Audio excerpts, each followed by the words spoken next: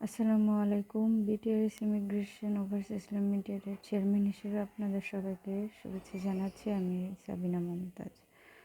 আশা করছি আপনারা ভালো আছেন।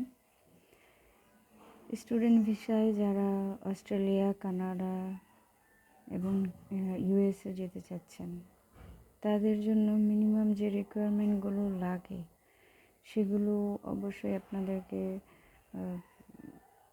বিশ্বাসযোগ্য এবং নির্ভরযোগ্য কোনো প্রতিষ্ঠানে শরণাপন্ন হয়ে অথবা নিজেরাও চেক করে যাচাই বাছাই করে তারপর এগোবেন, এটা আমি আশা করছি।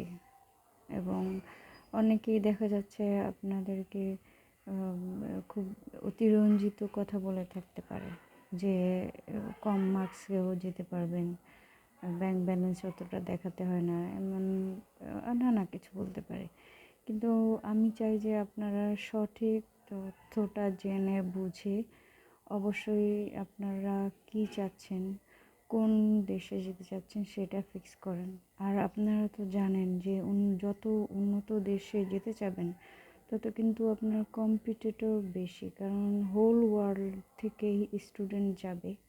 তাদের সাথে কম্পিটিট করে আপনাদেরকে স্টুডেন্ট ভিসায় যাওয়ার জন্য আপনার রিকোয়ারমেন্টগুলো যাচাই বাছাই করবে এবং তথ্য সব যা যা দিয়েছেন ডকুমেন্টসগুলো সব ঠিক আছে কিনা, ব্যাংক ব্যালেন্সের ডকুমেন্টস এবং আপনার ব্যাংক ব্যালেন্স থেকে পুলিশ ক্লিয়ারেন্স, এইসব যা যা ডকুমেন্টসগুলো লাগে সেগুলো ফেক নাকি রিয়েল, এগুলো কিন্তু চেক করার বিষয় আছে।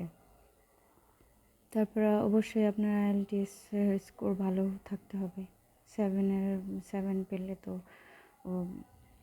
সব উন্নত বিশ্বের কম্পিটিটরদের সাথে আপনাকে যদি এক পাল্লায় মাপা হয় তখন তো আপনার কোনো স্যাক্রিফাইস করবে না, তাই না? কাজে আপনার যত ভালো স্কোর, যত ভালো ক্যাটাগরি আপনি দেখাতে পারবেন ততই আপনি এলিজিবল হবেন আদার কান্ট্রিতে যাওয়ার জন্য।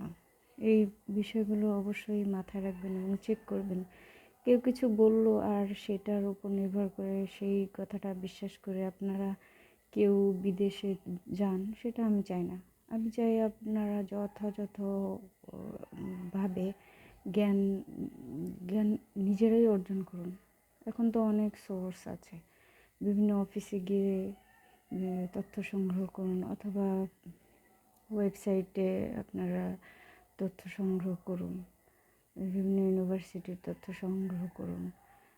আপনারা যাতে কেউ ঠকে না যান সেজন্যই আমার এই কথাগুলো বলা আপনাদেরকে।